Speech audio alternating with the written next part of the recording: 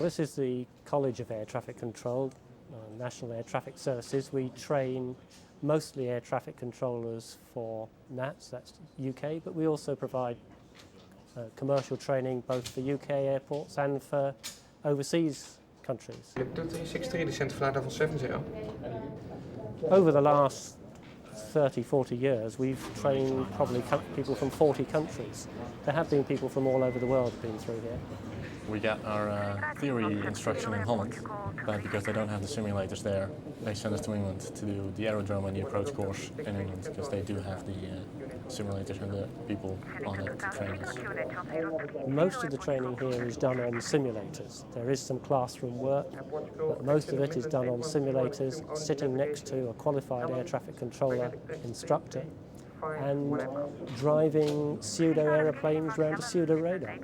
And of course those pseudo-aeroplanes have themselves pseudo-pilots, a human being sitting in another room who is making the aircraft, as seen on the radar, go left and right and up and down, and making all the vocal responses that you get from a pilot.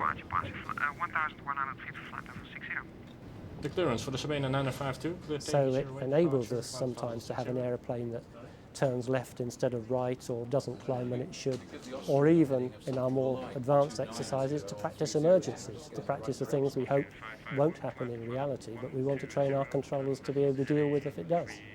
It is actually a licence requirement both for the pilot's licence and for the air traffic controller's licence to be able to communicate technical aviation phraseology in understandable English.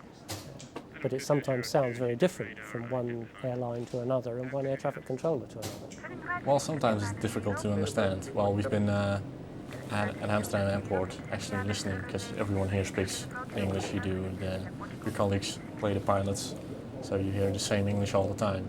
But when you're actually at a control tower, you hear so many different kind of English. English is very much the language of air traffic control, but it's very prescriptive. For instance, an aircraft, rather than being told to go this way or that way, would be instructed to turn left heading 320 degrees. The Delta 31 is cleared Avon departure runway 08, climb to flight level 60.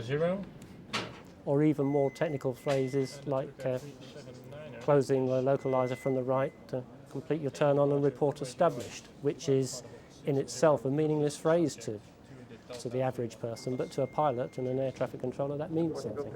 You have to do everything in English to every pilot. When it's not that busy, you say goedemorgen to them, good morning in Dutch, but everything else is in English. It's not just an air traffic controller issuing instructions to a pilot hearing it and doing it. All the pilots are listening to each other. They're forming a picture in their own mind. If all the aircraft, all the pilots are talking English, even though the aeroplanes themselves come from different countries, it provides a second line of safety.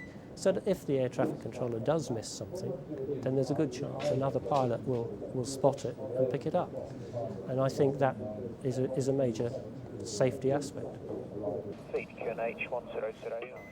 From the day a person walks in the door here, it's going to take them, the quickest is 18 months, the longest 3 years, to become an operational controller, actually moving aeroplanes around the sky. That person is then retested, if you like, every 12 months throughout the rest of his operational career.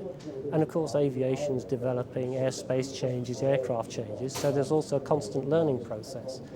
So the controller of 50 years old who's been controlling for 30 years has relearned everything several times in those last 30 years.